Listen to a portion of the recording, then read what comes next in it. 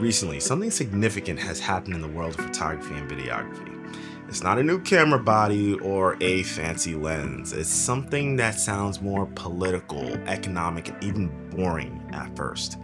But it's quietly altering how we create, and that is tariffs. And they're reshaping everything from how gear is made to what we can afford to when and where we can actually get that gear.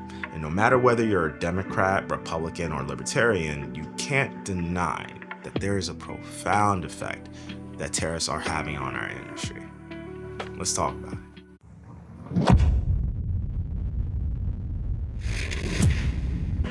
Now, let's start with a basic definition. A tariff is a tax placed on goods that are imported from one country into another. It's often used by governments to protect domestic industries or to pressure other countries in trade negotiations. In practice, tariffs increase the cost of imported products.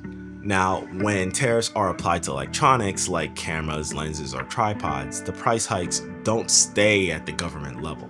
They get passed down along the supply chain, from manufacturer to distributor to retailer, and finally to you, the creator. And you could even take it a step further because at that point, you guessed it, you have to pass it down to your clients, right? Now, over the past several years, especially due to trade tensions between countries like the US and China, tariffs have been applied to a wide range of camera-related products. Everything from lens components and batteries to tripods and even certain accessories have seen these added costs. For many of us, this isn't just an abstract policy, it's visible in our day-to-day creative lives. You may have noticed that camera gear is a little bit more expensive than what it used to be. That $1,000 lens that you were eyeing up now goes for maybe $1,200. A basic LED light kit has gone up approximately like 15% in the past year. In many cases, this isn't due to inflation alone, it's a direct result of tariff-related cost increases. And even more recently, Canon, Sony, and Nikon have increased their prices across the board. Then there's this growing issue with availability. Some brands are struggling to get products through customs or are choosing not to export certain items altogether. This leads to long back orders, delayed releases, or products quietly disappearing from retailers. Then there's the secondhand market. Used gear is suddenly more valuable and in higher demand because newer options are very expensive or hard to find. For small creators, indie filmmakers, and students, this adds real financial pressure.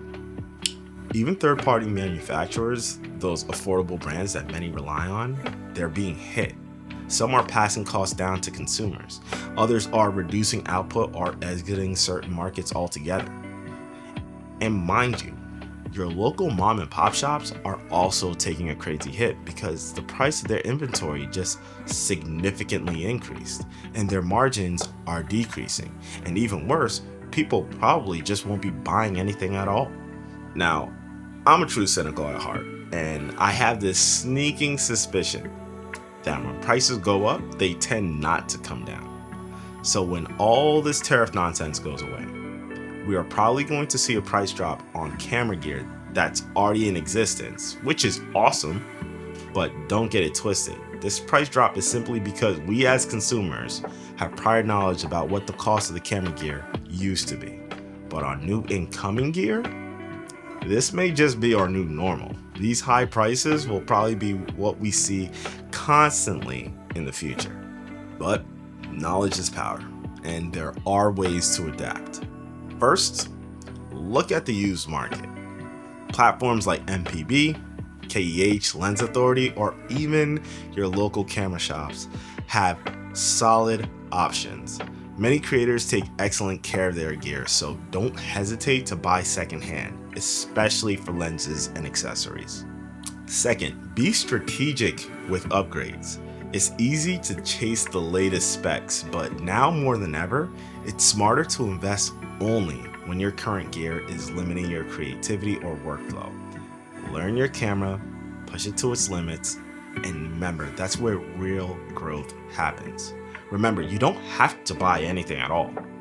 You could just use your gear until it absolutely falls apart, and you'll be good.